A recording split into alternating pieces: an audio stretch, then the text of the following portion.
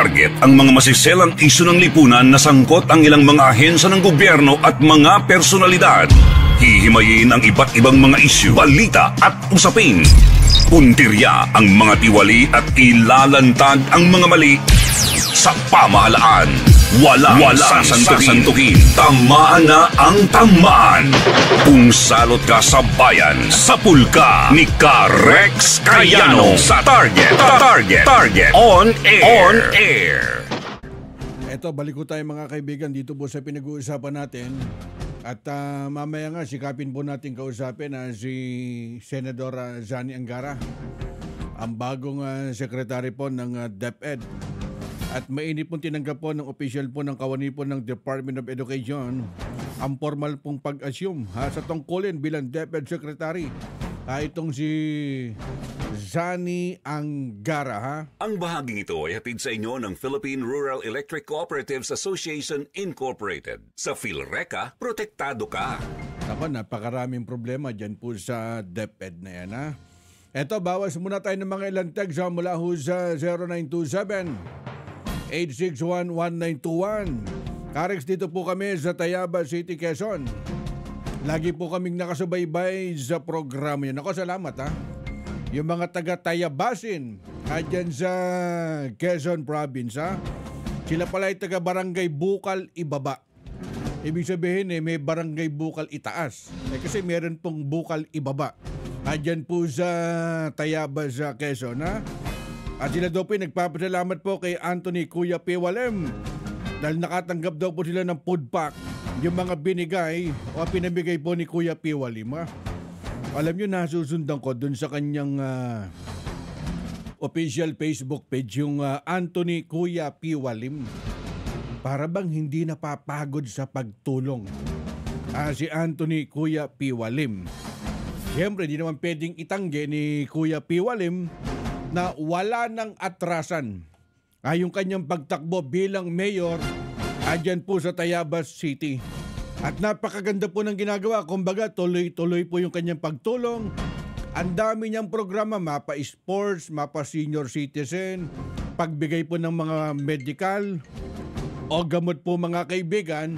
Talagang tuloy-tuloy na ginagawa ni Kuya Piwalem. Ang bahaging ito ay hatid sa inyo ng Philippine Rural Electric Cooperatives Association Incorporated. Sa PhilReca, protektado ka. Sana nga sa mga susunod makausap po natin si Anthony Kuya Piwalem at makausap po natin ano ba mga programa.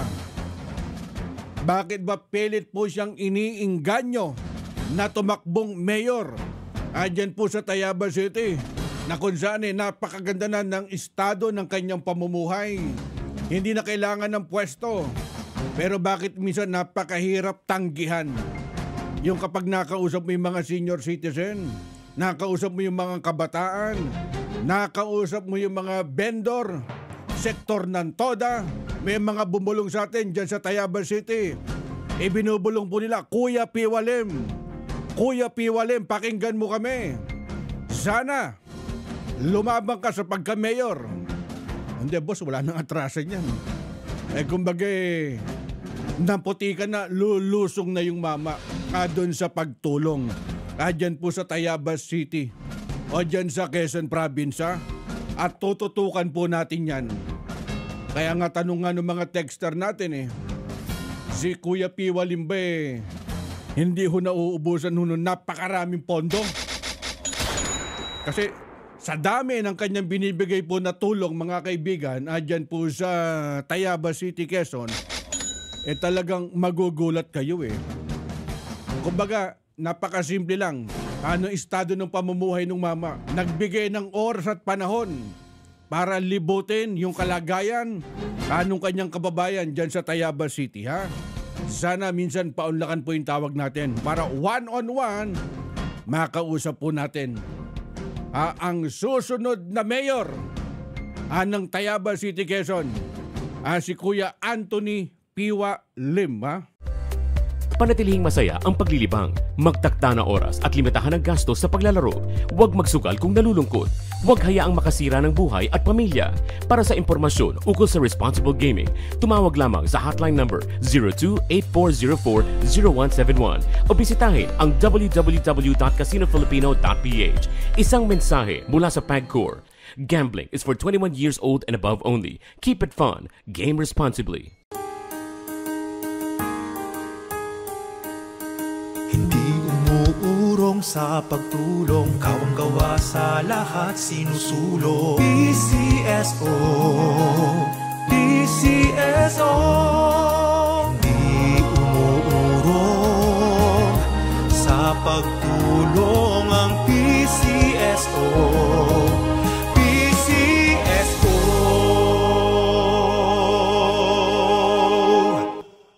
Oras hatid sa inyo ng Grand 88 Gaming Corporation. Ang bahaging ito ay hatid sa inyo ng Philippine Rural Electric Cooperatives Association Incorporated. Sa PhilReca, protektado ka.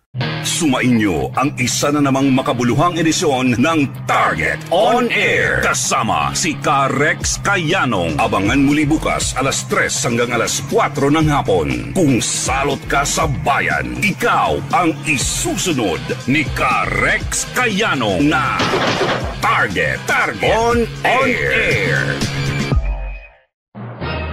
Nangunguna sa balita, impormasyon, musika, komentaryo at serbisyo publiko. Ito ang DZME 1530. Una sa kanan, ang himpilang may paninindigan.